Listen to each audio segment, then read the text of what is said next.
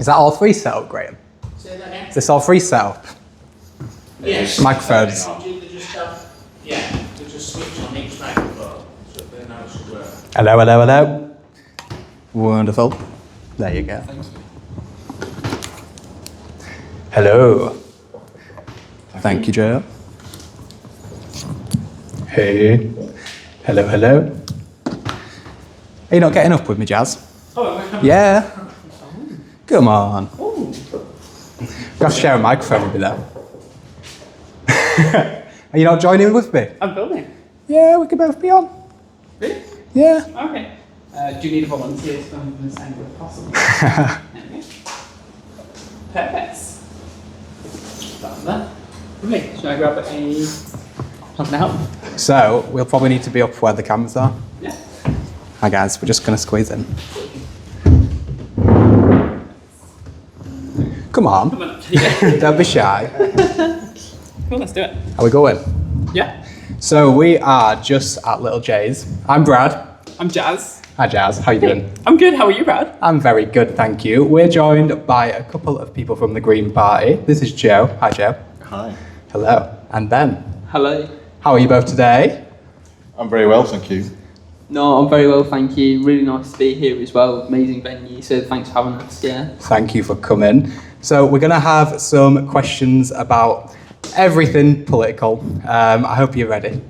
Are you ready, Jazz? I think so. Yeah? So we're here at Little J's, which is a local queer community centre, LGBTQ plus community centre. What have you got to say about Little J's, Jazz? I just want to say it's such a fantastic venue. It's so much opportunity for the queer communities, LGBT communities to just be themselves and feel like they're in a safe, inclusive environment. And this is exactly what York needs, I think, at this moment in time with what's going on in the world with politics, etc. So yeah, I'm really grateful for this. For sure. Yeah. And so this is the first time both of you have been in here, is that correct?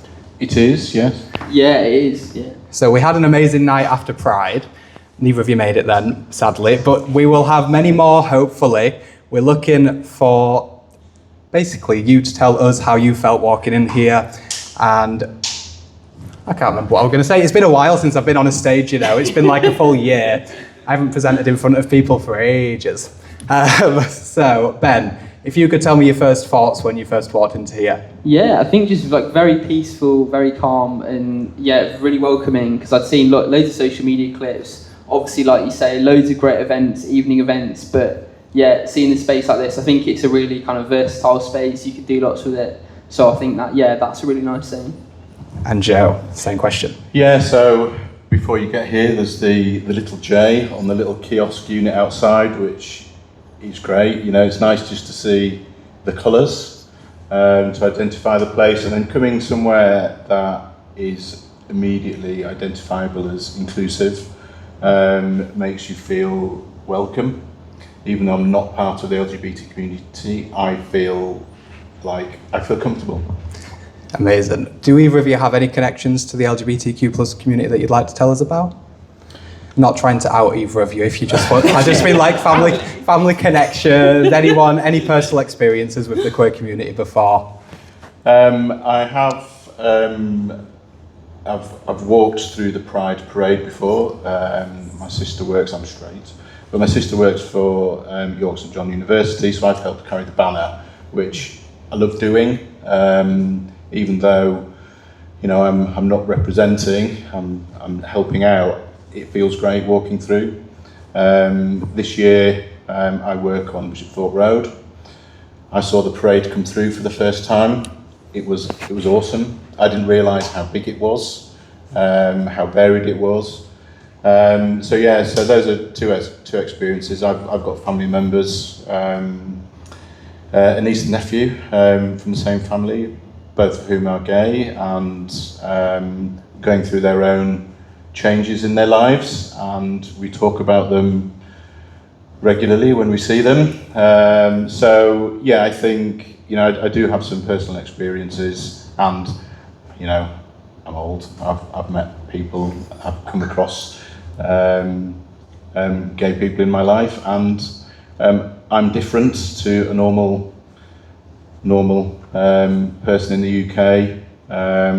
I feel included when I'm with the LGBT community because I'm different and so are they.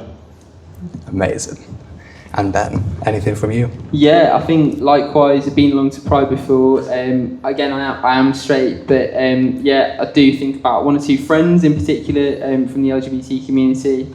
One who, is gender non-conforming, and I think struggled with that for a while, and then had another friend, and it was their brother that was going through a gender transition, and this friend spoke really powerfully about how it had kind of impacted their family. So yeah, just really kind of mindful of that, and likewise, I do feel I think I'm quite different. So it's really nice to be in a space that celebrates that. What do you both think is the future of the Green Party on the basis of trans rights? Because a few of us might have seen what is happening with, say, Adrian Ramsey and Ellie Chowns the last couple of days and the last few months, compared to Zach. Where are you both standing on that? I feel comfortable with Zach Polanski taking the leadership for a number of different reasons. I think the main one is that his convictions are very clear. I agree with them, and I think he gives a lot of energy for change that I feel more inclined to support. I don't know what the future for the Greens is, and we'll see in this round of elections. But I feel hopeful. Amazing. And Ben? Yeah, likewise. I've endorsed publicly Zach Polanski and really excited to see a candidate that's unashamedly pro-trans and really supportive of the community. And I think the future for the party is that a really unashamedly pro-trans, pro-LGBT party that is loud about it. And I think if you look at the example of people like Carla Denyer in the party that have been real defenders of the trans community. And I think there's also a role in the Green Party for having that compassionate discussion with people maybe that don't understand. I've spoken with old people before and they would say, 10 years ago, I had no idea about gender pronouns. I don't know how to approach conversation. And I think there's a real space for that, breaching the divide a bit and reaching out to those people that, maybe just not sure or a bit scared, and actually having that conversation, because I think that's really important, and it's really important we don't, obviously, we have those safe spaces and that's fantastic, but also reaching out to those people that are just not sure and just want more information and want a space to learn in a non-judgmental way as well. Amazing. So Little J's is kind of a safe space in that way for many people. We're looking to get an entertainment license that can last through the night, because queer culture is a nighttime culture. Unfortunately, it seems some people might be working against that next door, potentially. Would you say that it's an essential place for the queer community? 100%. I think, it's already making such an impact on York's LGBT plus community, and really can in the future. I think we have a problem with the council that doesn't like taking risks, doesn't like supporting community ventures, especially in the early days. I've heard many people talk about Spark, if people know Spark in town, and I think some of the real opposition that it got, but actually once it started to gather pace, actually then the council gets on board, and I think the more vocal we are, the more we campaign. I think there's definitely hope there when the council kind of jumps on almost jumps on the bandwagons when it's too late, but it's still hope there. And Joe? Yeah, I think you've hit the nail on the head. I think it's keeping the conversation going. It's making that conversation as loud as we can make it. It's trying to campaign and get as many people as possible involved. The strength in numbers. It's a shame that a venue like this has to exist to make people feel safe. it's a shame that more places or all places aren't safe, and maybe naive of me to think, but maybe I would like to think there are the numbers out there to give the support. I think the negative aspects, the negative sounds that we hear are the minority. It just happens to be that their voices are given a platform. I think, like I said, strength in numbers, if we can campaign and get those numbers heard and on the same place, whether that be in here, whether that be a petition, I think there is scope for keeping this place safe and making other places safe. So is that both an agreement for a late night entertainment license? Absolutely, yeah. 100%. Thank Really you. exciting. So, Jazz, I want to hand over to you because I've said a lot. Okay. I want to see if you've got any questions. Maybe we've got some from online, and then we'll head over to you guys in the audience and get some from you as well. Here's your microphone, Jazz. Lovely. Thank you for that, Bradley. So I've got a couple of questions here from members of the public, again, anonymous. The first one is, with the increase on transgender and intersex hate crimes and exclusion from services due to the ruling by the Supreme Court and the current stance of the ruling British government, what is the British government doing to ensure that some of the most vulnerable people in our society are protected and treated with dignity and respect in accordance with human rights legislation? I guess the laws are in place to protect people from hate crimes. How they are interpreted and how individuals in the positions of power, i.e. the police, choose to implement those laws is a difficult one, because certainly I know from personal experience, from a race perspective, that the police can choose not to take any action and say that's it. And if that happens across the board, then it's a really difficult starting point. So I think what is the British government doing? Again, I think it's a case of increasing visibility and keeping track of the offences that are caused against people, not letting one person's view saying that we can't take this case any further being the answer for you. Escalate it and make sure your voices are heard. And do that by no, I won't say any means necessary, but do that and make it loud and make people hear your voice. Would you suggest any kind of routes of being prominent and giving that voice for the people that are in situations such as myself? Yeah. Specifically, if you are the victim of a hate crime and you go to a police station and you are told that your case cannot be taken forward for any reason, don't take that as the end of your case. Escalate it so that there will be individuals in the police force whose job it is to deal with these cases. If your first port of call isn't that person, then escalate and try and find the right people. The police at high level will not want to be seen as brushing these kind of cases under the carpet, whereas if you're faced with the first person doing exactly that, just don't accept that that's your fate. Fabulous, thank you so much, Joe. And Ben? Yeah, likewise what you said, Joe. We have the Equalities Act, we have anti-harassment discrimination legislation.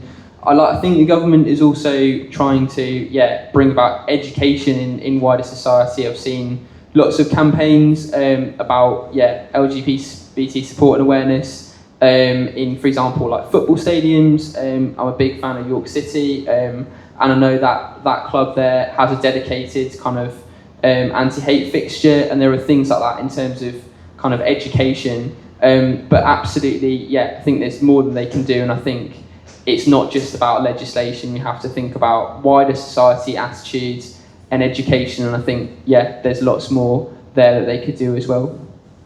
Fabulous, thank you so much. I have another question from another anonymous person. So across the last few elections, we've seen the Green Party in York Central go from 10% in 2015 to 4% in 2019, and then up to 12% in 2024. How would you account for the swinging results, and what do you think this means for the future of the Green Party in York and nationally? So, results do go up and down based on, we've had some pretty turbulent politics in Britain lately. I believe it's 2017 or 2019, I think the Greens agreed not to run a candidate against, I think it was Labour or the Lib Dems in one of the York constituencies, obviously in support of kind of trying to oppose Brexit. And I think so that level of kind of campaigning certainly accounts for some of those swings. But I think, as we've seen recently, it's going up. People are looking for the alternatives. I think the bigger parties have really failed us, and I think we're starting to see that as well. And just getting our voice out there more, because that's often one of the hardest things. It's getting spaces like this. So we're really grateful that you're talking to us, because so often it can be hard to get that kind of media attention. Although there's a lot more we could obviously do as well. Fabulous. Thank you so much, Joe. It's difficult, isn't it? And which way is it going to go? We don't know. It's really difficult to tell. I do think, like Ben said, there's a real mood change in politics that the big two cannot be relied upon to deliver a government, let alone one that reaches out to the majority of people. We're very split. In many different ways, not just Conservatives and Labour, but across all aspects of the community. There's a real threat that Reform will be taking a leading role, potentially as the main opposition, and worse so, running the country. I really think the Greens have got a prime position this time round to challenge that potential, so that the big two, let's say three even, aren't going to answer the questions that we've got and aren't going to do the things we want them to do. And there's a place for the Greens to be passionate, even angry, and get people behind an anti-reform vote that will work, and for a very forward-thinking policy base that will change, and it won't be the same government. There will be definite changes. Thank you so much. I'm going to move on to the next question. So, where do you feel the Greens stand in relation to the new Corbyn Sultana Party, and more broadly, what do you think of the state of left for the coming election? I'm not sure about joining with the Corbyn side of things, only because I feel like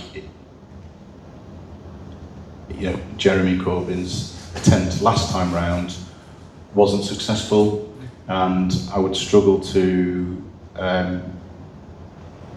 see where support would come from when that was the case. I really feel that a Zach Polanski-led party with him and his policies at the helm is a really positive one, and it's a strong, be a strong party to support. Gotcha. Yeah, it's a really good question. Jeremy Corbyn was a big inspiration to me. Growing up, getting into politics. But what I'd say to everyone looking at the Corbyn Sultana Party is join the Greens. Please join the Greens, including to those politicians interested as well. We're, I think, the only really serious progressive force in UK politics right now. Only serious force of the left. We've already got MPs. We've already got an organisation. We've got over 800 councillors. And we've got some serious infrastructure. You don't have to spend all the effort building up a party from the very start. you can join the Greens, and there's loads of friendly people in your local Green Party. And I think, even to those people setting up the party, I'd say work with us as well. I think, there's too much at stake for us to keep fighting between each other and fighting over a smaller amount of voters. So let's join forces. We always need to cooperate and work together, and I think that's a really important thing. And I say to anyone in York as well, looking at that party, the Greens have got that track record in York. We've got the experience, we've learned the lessons, and we're stronger than ever. And I'd say, give us a chance. Perfect.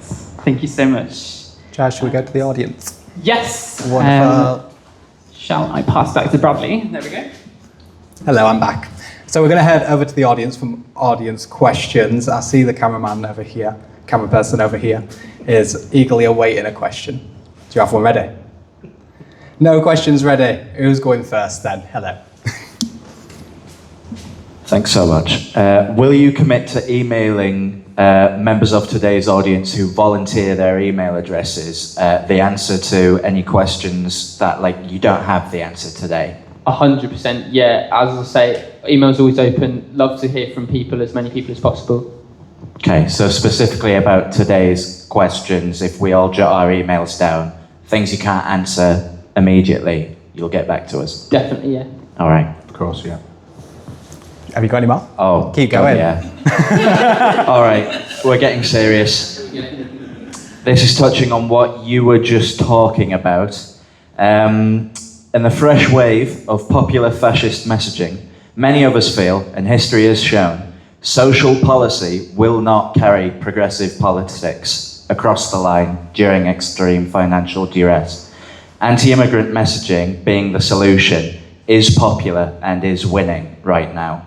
Considering nothing matters, and I mean nothing, as much as preventing further managed decline, economic disaster, and out-and-out fascism, will you commit for pushing for and supporting a unification of the left, whether that's coalition, inter-party collaboration, and compromise, both great and small, and focus on messaging around obviously widely popular economic policies such as rent control, asset-based wealth tax, free buses, things like that? Absolutely. Me personally, 100%, I would fully commit to that. I can't speak for the wider party. Obviously, we're a democratic party, but I'd 100% commit to that. I want to see as much of that as possible. Totally agree. And the way the Green Party proposes to do that is by wealth tax, which was mooted by the Labour Party, and the Labour Party are pushing through more conservative motions than the Conservatives did. That needs to be brought forward because, like you say, in order to combat the messaging that you've referred to, we need to move further left, we need to galvanise, we need to make changes. So those big changes aren't, we can't do business as usual, which is, supporting big business to try and stack up a system that cannot perpetually grow. We just cannot do that as an economy, and globally that is now coming to fore. We need to tax the rich. It's the only way that we can get out of it. Keep going. 1 second. When you say tax the rich, what do you mean? So it's wealth tax. So it's imposing taxes on those that can afford it to pay for services for those that need it. So, like you say, housing's a massive one. It is quality of housing that should be a basic human right, but people in poor housing, I'm a building surveyor as well, I've done surveys in Hull and Barnsley and Grimsby of social housing that's in appalling condition, run by landlords who just want to make money. That has a health knock-on effect. It has a mental health knock-on effect. It keeps people down. It keeps them from having any energy to do anything, to find work, to be active, to have a voice. And it's appalling. And it's those people that need help bringing up. They can't just be forgotten. Yeah, and I'd add to that, we 100% commit to a wealth tax. What we mean when we say a wealth tax is in Green Party policy, a 2% tax on any wealth or assets over 10 million. That's in the Green Party manifesto, and I'm sure in probably less than a year that'll be in the Labour Party manifesto as well. We know we're leading the way, so yeah. Actually also really agree with what you say on housing. We're seeing the haves and have-nots in this country. We're seeing big housing developers that are making our country more unequal and are really ruining our communities and cities with that drive for profit. We need to talk about council housing and affordable housing first and foremost, and always want to push for that.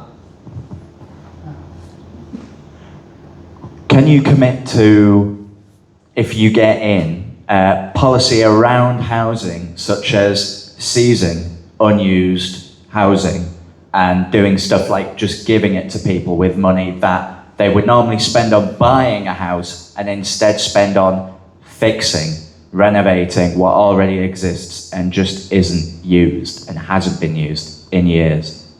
I would fully support that and commit to that. Obviously, there might be a limit to what we can do, but wherever I can, I will argue for that and support that.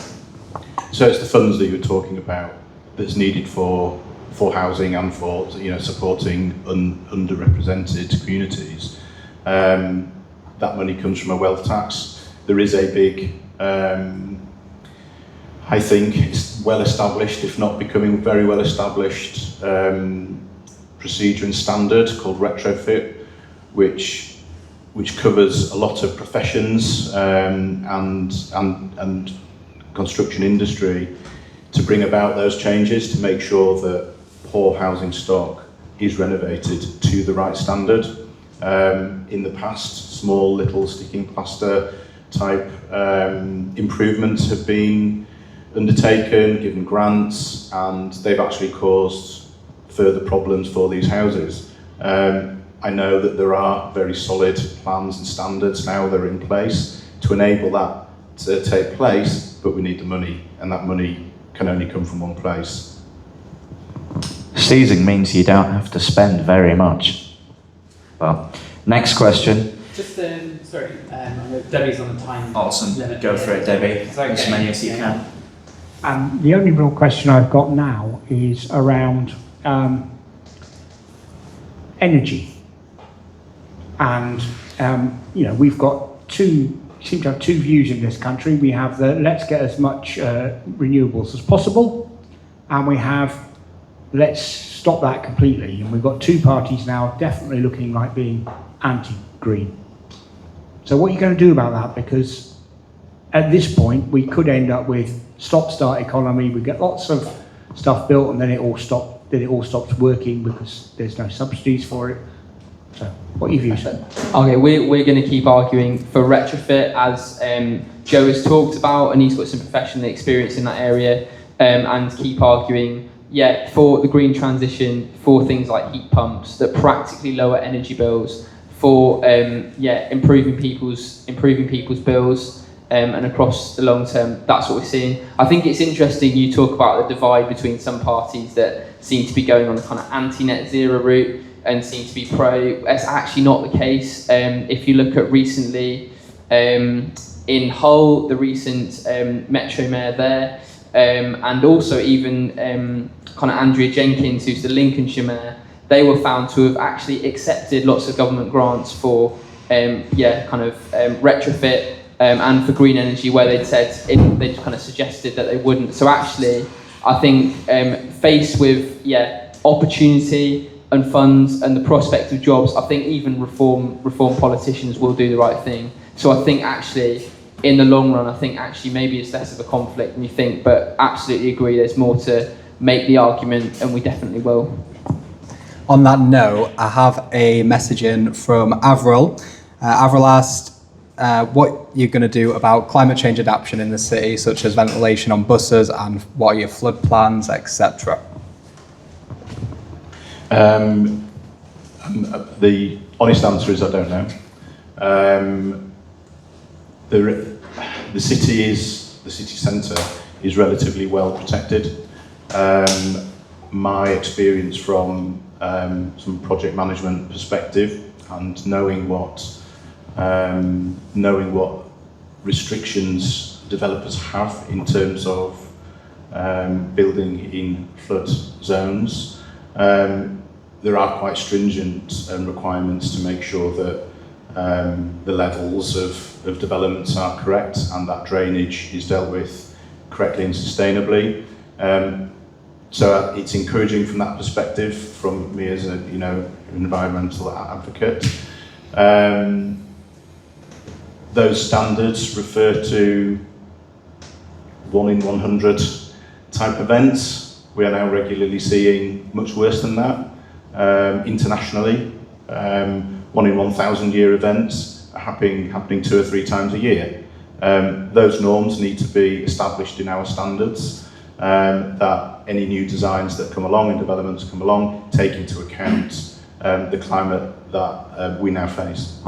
Yeah, like Joe says, we'll get back to you more on that question, but particularly I do just want to say, yeah, we've got a really proud track record of pioneering retrofitted housing and green housing in York in terms of council and affordable housing. If you're in Clifton and you go down Burtonstone Lane and you look at some of the houses that are on the right hand side there, if you're going in from town, you'll see that those are passive houses, so built to particularly high energy standards, and that's something, it was some of the first we did in the country.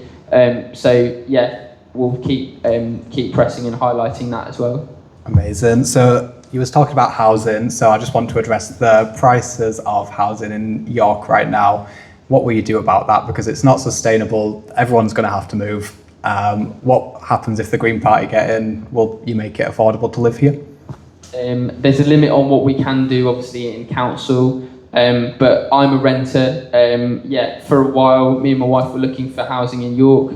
It's ridiculously expensive. My wife went to about 7 or 8 viewings, and we were just told, no, there's nothing available.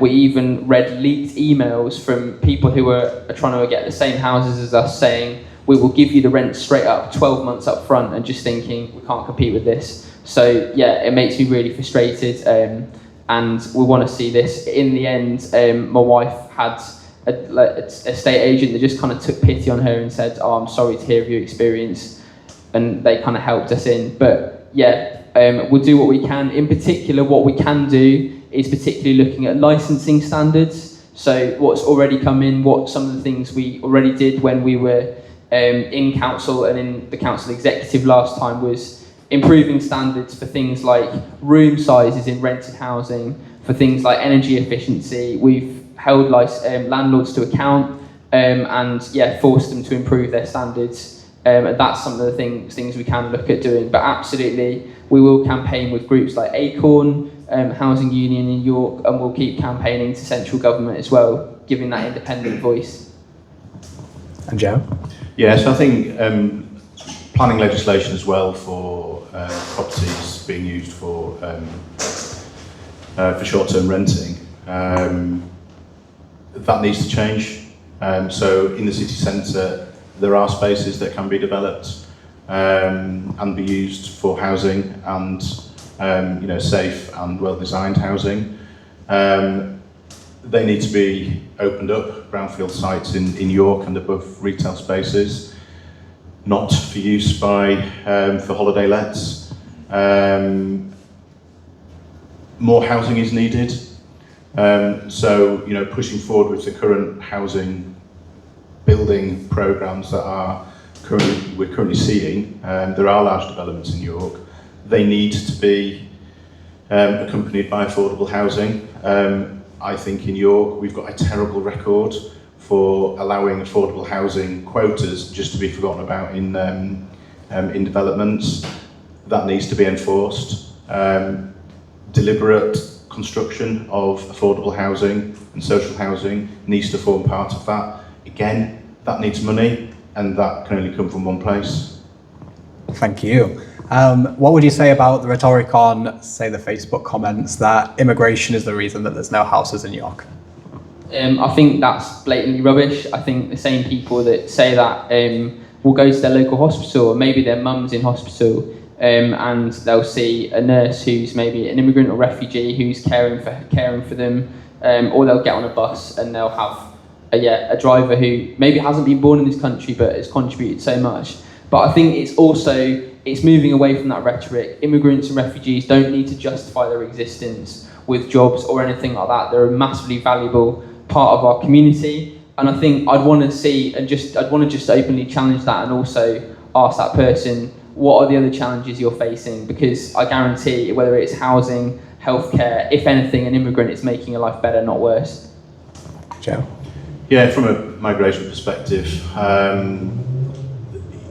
there is a lack of clarity in the right-wing press about legal migration and illegal migration. The way they dress it up is that every migrant is illegal. Let's assume that the systems in place are correct and legal migrants are meeting the standards that are enforced in terms of their contribution to society, i.e. paying their taxes, which they do, and proportionately more than the rest of us who were born here, including myself. They do contribute. Illegal migration is a different topic, and I think we need to address why they are coming. They are coming here because of very long-standing influences that this is hundreds of years that the West have had over their countries. They are coming to the UK specifically because of the language that we've imposed on those countries. Same for France and their colonialism, the Belgians and their colonialism, the Italians. That is why they are going to those countries, because of language and the historic colonial legacy. Yeah, just to add to that, Joe, we've seen with the Afghan people at the moment, Americans, and we invaded their country, fought war for over 20 years, we lost a lot of people, and some of these people put their lives on the line, and many of these people did as translators, as assistants to our army. And then when the Taliban took over the country in 2022, we basically abandoned them. We didn't give them the treatment they deserved. And now it's just been found that by the back door, at the bottom of the small print, that the government has just announced that it's ending the legal routes for Afghans. That's an absolute scandal. It matters how we treat people internationally. It matters for our reputation. And yeah, I think if we sort out some of our affairs overseas, then we can have a better conversation. But I've learned from personal experience, there's no such thing as an unskilled worker. If you've ever worked in a pub, if you've ever cleaned a toilet, if you've ever been a carer, there's so many skills involved, and we just need to fight some of that rhetoric, because it's absolutely rubbish. Teddy, did you have some more to say? Just have one more question. Being as I'm the NEU co-LGBT officer for York, what's your stand on the Section 28 trans guidance that's just come out from the Department of Education that says that basically we can't teach gender in our schools, we can't teach it, we can talk about gender reassignment, but we can't talk about gender? Well, do you fully understand all of it, every single bit of it? I certainly don't. I think, there needs to be a lot more clarity on that. And I think there needs to be, a lot less of a strict policy on you have to say this, you can't say this. I think there needs to be a lot more, encouragement and encouragement guidelines on teachers being allowed to talk about some of those things. Starting to come into guidelines and education. But with some of the wider policies we're seeing around trans guidance and some of the particular legal guidance with the sort of Scottish ruling, that's not clear at all, and I don't think anyone's got clarity. It's made more people feel anxious, unscared, afraid, it just needs to be completely changed and thrown out. I totally agree. I think it was a massive backward step. Our language literally doesn't have the words to describe all the people that we live with and live next to.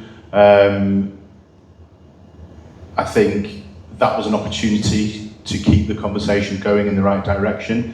What happened was a massive backward step. That conversation is now back decades in terms of understanding how we create spaces for people. It's a difficult topic, and we need to mature as a society and a culture to accept these people are here, we are here, there is no changing that, and I think the legal definition as it has been imposed restricts. It says that certain people don't exist. How can that possibly be? So we've lost an opportunity to continue a conversation and mature as a society. And for me, it's, yes, we now have to navigate our way around a situation that creates ambiguity at all levels. It's not just about toilets, it's about healthcare spaces, it's about public spaces. It also creates a perceived division that makes people think it's all right to hate and express that hate because of that ruling. It's an awful backward step, and that needs to be changed. Thank you. Do you want to take my back? No. Brian, Yes. you're up. Thank you. Well, first of all, as you said, I'll just a bit response to one of the answers. I actually think it's great hearing the strong words on like why we should be bold. People who are progressive should be bolder and actually said about why refugees are welcome, why immigrants are welcome. So absolutely spot on there, and I agree with you 100%. I think I would like to see progressive parties be bolder and actually speak up for people who actually fought Gillian Duffy's a bigoted woman all those years ago. So yeah, I agree there. However, I will say as well, I am a member of the Lib Dems, and I was going to ask about who you're going to back in the leadership contest, so it was good that you got that out of the way straight away. I remember Zach being a member of the Lib Dems back in like 2015-16 time, and there was always a perception that he was trying to use like the party, trying to rise back up from the Phoenix from the ashes to improve his own media profile, and that it's really his own bit of self-promoter is himself. Is there a concern, especially when he talks about eco-populism, that he's actually not, he's using this leadership bit to really promote his own media profile rather than the long-term health of the Green Party? Yeah, I think it's a good question, it's worth thinking about. I think personally, I admit as a politician, I'm a self-promoter, a lot of us are, and I think there's nothing necessarily wrong with that if you're ambitious and if you have certain goals.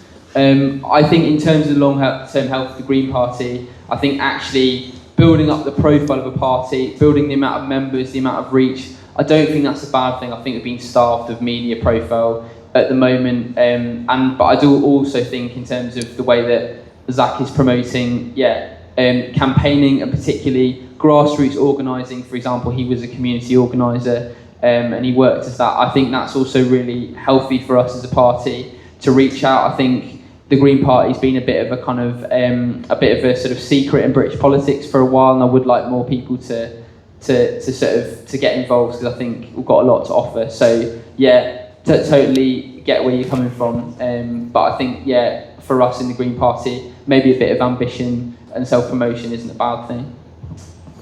Thank you, and Joe. Yeah, I think integrity is really important, and I agree with you. And is that potentially, an eternal conundrum for any politician? For the reasons I gave before, I think, Zach represents an energy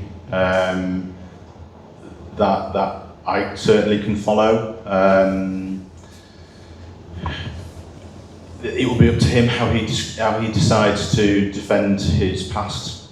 Inevitably, if you get into a position where your head's above the parapet, as he is proposing to do, he's going to have to face those challenges.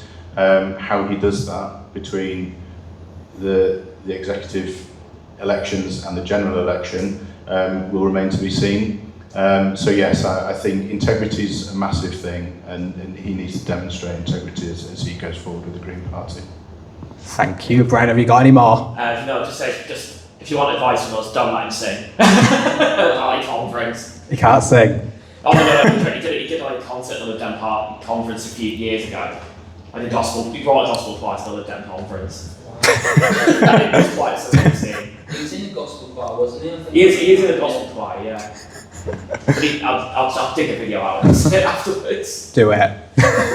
Have you got any questions? No questions. Back over this way then. Brilliant. Cheers.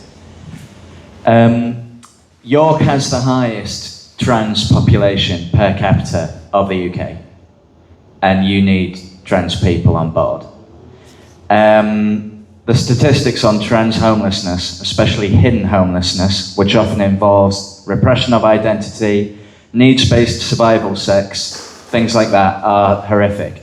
I went through the homelessness system 7 years ago, and I now help my fellow community members navigate that system themselves. Too many of us are told that we're not eligible for rehousing locally, despite whatever connections and reliances we have on York and to York. Including, at the minute, I was just recently helping someone 7 years of living full-time, schooling full-time here.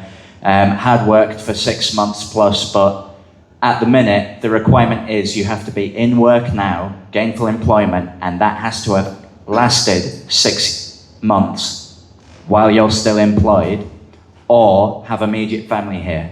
Anything else, you're out. You will not be taken care of.